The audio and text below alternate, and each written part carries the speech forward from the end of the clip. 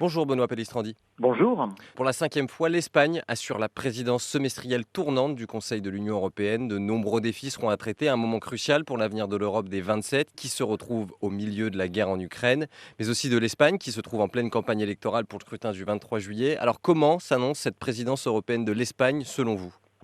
Bien, c'était une présidence qui était très attendue et le gouvernement espagnol de Pedro Sánchez avait véritablement voulu en faire une des priorités qui aurait marqué d'ailleurs la fin de la législature. Comme vous l'avez rappelé, ce programme a été modifié à la suite de la dissolution surprise du Parlement et de ces élections qui ont lieu le 23 juillet. Donc on a une présidence qui a été pensée par un gouvernement socialiste et qui sera exécutée par un gouvernement en fonction, le gouvernement de Pedro Sánchez, et qui ensuite devra être exécuté par un gouvernement, celui qui sortira des élections du 23 juillet. Mais il y a une forme d'incertitude car rien ne garantit d'abord qu'il y aura majorité. Et s'il y a une majorité, il semble, d'après les sondages, que ce sera l'opposition qui arrivera au pouvoir. Et à ce moment-là, quelle continuité y aura-t-il entre les deux politiques européennes? Elle sera forte, sans aucun doute, mais elle ne répondra plus aux objectifs que s'était assigné Pedro Sánchez. C'est un risque d'alternance en fait qui se profile avec ces élections anticipées du 23 juillet. Pardon. Souvent, on pointe le risque d'une désorganisation de la présidence. C'est un constat que vous partagez, ça? À la fois oui et non, c'est-à-dire il y aura sans aucun doute un ralentissement de l'impulsion politique, mais il y aura en revanche une réalisation administrative et diplomatique de la présidence par les fonctionnaires espagnols qui sont parfaitement prêts à faire face à cette charge. D'autant que ne l'oublions pas, vous l'avez rappelé, c'est une présidence tournante et qu'il existe depuis les traités constitutionnels, ou en tout qui ressemblaient à des traités constitutionnels, la présidence permanente du Conseil européen.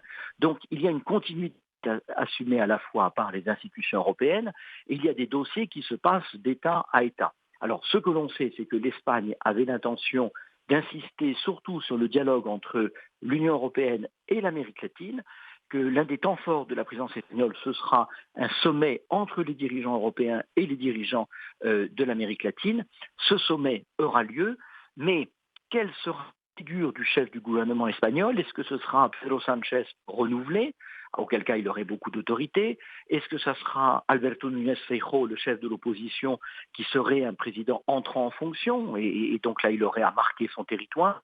Ou est-ce que ce serait un Pedro Sánchez en fonction parce que les élections n'auraient pas dégagé de majorité et qu'on serait dans l'attente de la négociation qui permettrait de faire accoucher un nouvel exécutif? C'est là qu'il y a une incertitude. Alors, vous avez évoqué deux points que je voulais aborder avec vous. Alors, je vais commencer par le premier. Donc, toujours cette question d'alternance. Un facteur à prendre en compte, c'est que si le PP s'allie au parti d'extrême droite Vox, cela créera visiblement une situation un peu nouvelle en Europe, avec déjà des succès enregistrés par des forces d'extrême droite en Italie, en Finlande et en Suède au cours des derniers mois. L'Espagne pourrait donc rejoindre le groupe de ces pays dirigés en partie, tout du moins, par l'extrême droite. Est-ce que c'est quelque chose dont il faut se préoccuper, selon vous? Alors c'est quelque chose qui est effectivement dans l'horizon. Et ce que l'on sait aussi, c'est que l'actuel dirigeant du Parti populaire, Alberto Núñez Feijóo, souhaite gouverner en solitaire et que toute sa stratégie va consister à faire en sorte que le Parti populaire obtienne le meilleur résultat possible pour être en mesure de former un gouvernement monocolore et de ne dépendre que du soutien parlementaire de Vox. Mais il est tout à fait vraisemblable en réalité qu'il aura absolument besoin de députés de Vox pour permettre son investiture. S'il a besoin de beaucoup de députés de Vox, à ce moment-là, le Vox sera en position de force pour demander à entrer au gouvernement. Et comme vous l'avez dit, ça fera de l'Espagne à ce moment-là un pays qui, comme l'Italie de Giorgia Meloni ou les pays d'Europe du Nord, s'allie à l'extrême droite. Alors, ce qui est très singulier dans le cas de l'Espagne, le Parti populaire appartient au Parti populaire européen. C'est un parti libéral, démocrate chrétien, et qui est attaché à la construction européenne, alors que Vox a des accents souverainistes et qui manifeste une certaine forme d'euroscepticisme, même si l'euroscepticisme n'est pas extrêmement populaire en Espagne. Alors, l'autre point que vous avez évoqué, sur lequel je voulais revenir, c'était effectivement cette validation d'un accord commercial avec les 4 pays du Mercosur. Ça fait partie des dossiers importants pour Madrid. Vous l'avez évoqué un peu précédemment. Est-ce que vous pouvez revenir dessus? Pourquoi ça constitue une telle importance pour l'Espagne?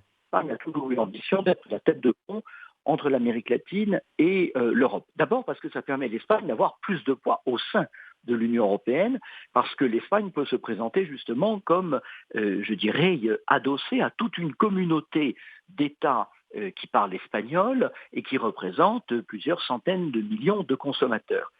Il y a bien entendu l'enjeu économique et commercial, mais il y a plus que cela.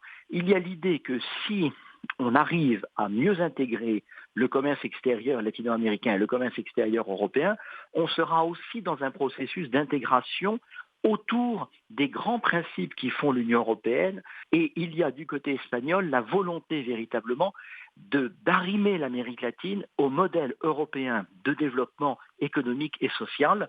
Or, on sait que c'est un enjeu parce qu'en Amérique latine, l'inégalité est tout à fait considérable, infiniment plus grave qu'en Europe. Et donc l'Espagne se sent portée par une mission un peu historique qui consiste effectivement à être le levier de modernisation des États latino-américains et pour leur permettre de sortir de cette instabilité qui a marqué quand même l'histoire des 50 dernières années de l'Amérique latine. Le Premier ministre Pedro Sánchez va inaugurer cette présidence de l'UE avec une visite à Kiev dès samedi pour réitérer son soutien sans faille, ce sont ces mots de l'Union européenne à l'Ukraine.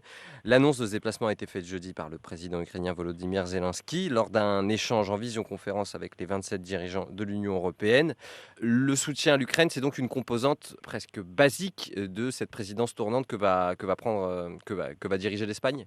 Oui, c'est absolument la continuité. Toute l'Union européenne s'est retrouvée sur le soutien à Kiev et une présidence européenne qui ne marquerait pas un soutien sans faille à la cause de l'Ukraine et au respect du droit international, c'est-à-dire à la défaite de l'agresseur, de celui qui a violé les frontières d'un État souverain, serait vouée à l'échec.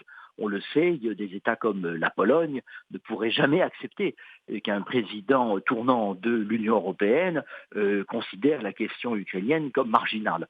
En réalité, la question ukrainienne, elle est aujourd'hui en partie extérieure à l'Union européenne, d'un point de vue strictement juridique, mais elle est complètement intérieure parce qu'elle est l'instrument qui est en train de révéler à l'Europe à la fois les défis auxquels elle a à faire face et l'urgence de sa construction géopolitique et diplomatique. Donc en ce sens, le président Sanchez vraiment est un continuateur, mais il a aussi une habileté électorale parce qu'il sait que la cause ukrainienne est populaire en Espagne et se présenter à Kiev, c'est une manière de dire, regardez, je suis un grand dirigeant reconnu par le monde entier et il compte sur cette image-là dans la campagne électorale, notamment contre son adversaire Alberto Núñez Feijóo, qui n'a pas d'expérience internationale et donc ça peut représenter un handicap dans le cadre justement très précis de la situation particulièrement tendue que nous vivons aujourd'hui en Europe. Ma dernière question va se décentrer un peu du regard européen. Les relations entre le Maroc et l'Espagne, ça nous concerne un peu plus directement, sont excellentes. Est-ce qu'on peut espérer, grâce à cette présidence tenue par l'Espagne, une avancée dans les dossiers maroco-espagnols, particulièrement sur le commerce ou l'immigration, par exemple? Si les relations entre le Maroc et l'Espagne sont bonnes, les relations entre le Maroc et d'autres pays européens, notamment la France, sont mauvaises. Ensuite, si, mettons, reprenons l'hypothèse d'un gouvernement avec Vox, la question de l'immigration sera posée et on sait aussi qu'il y a une certaine forme de nationalisme espagnol qui est assez largement anti-marocain. Par ailleurs, il est évident que l'Espagne est parfaitement consciente des enjeux que représente le Maghreb. La stabilité en Tunisie, en Algérie et au Maroc est absolument indispensable, chacun de ces trois pays étant effectivement très différents les uns des autres. Benoît Pellistrandi, merci d'avoir répondu à nos questions. Merci à vous. Je vous en prie. Je vous souhaite une très bonne fin de journée. À vous aussi. Au revoir, monsieur. Au revoir, merci.